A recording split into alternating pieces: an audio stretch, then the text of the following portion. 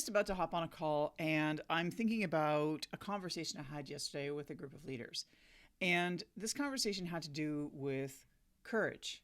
It had to do with the courage to stand up in the face of toxic masculinity or toxic leadership. And the reason why I'm bringing this to your attention today is because in my 20 some odd years of professional work in a government context, and then obviously working in a white collar environment as a registered nurse prior to that, I have been exposed to my fair share of toxic, quasi narcissistic, pathological type leaders.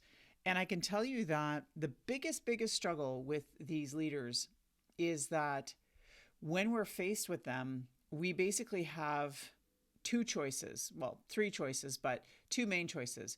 We can stay and put up with the abuse.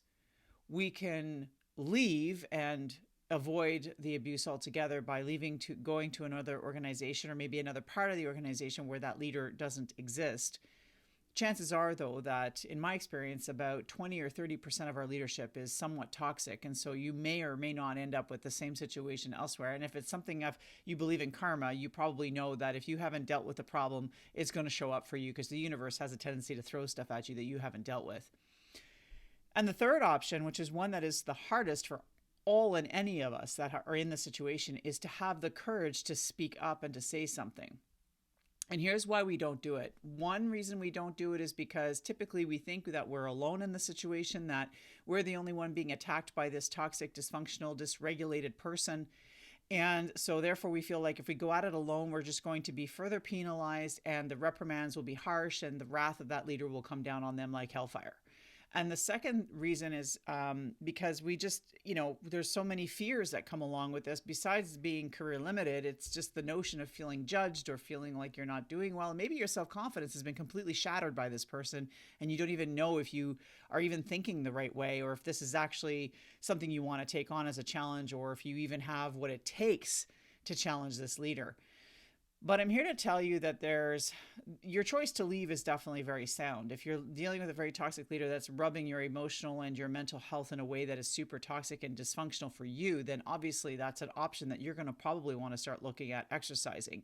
But if you actually want to stay in the organization, you value the work you do, you value the team you're working with, and you have, and it's only the one person, but they just happen to be in that senior middle management chain somewhere, creating hell for you.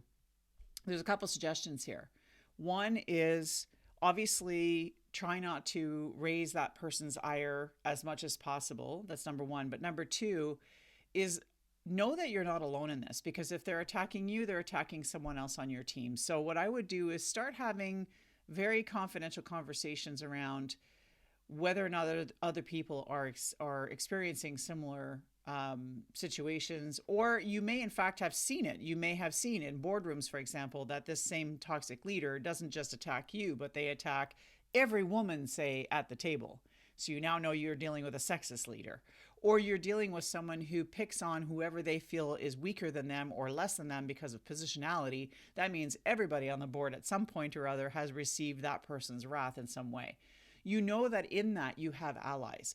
And so really it's about building your allyship to figure out how you're going to strategically manage this leader and or strategically talk to the people above this leader in order to see if you can influence whether that leader stays or leaves that environment. Or is managed or reprimanded themselves in this process. So obviously you have to do very careful assessments and evaluations to see, one, is it safe to do so? Two, is it wise to do so? Do you have the mental capacity and resilience to do so? Like, there's a lot of questions around this, but all I'm here to say is if you're dealing with a toxic leader, you can stay and put up with the abuse, which I do not recommend. You can leave, which is always an option.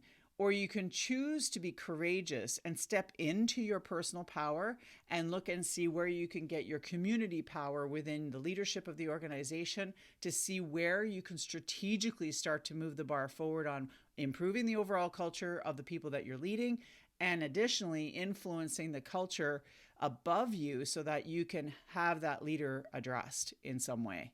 Good luck out there. I know it's tough, and I am with you because I know how hard, having lived these experiences, this can be for you and on your mental health. So stay well, take care.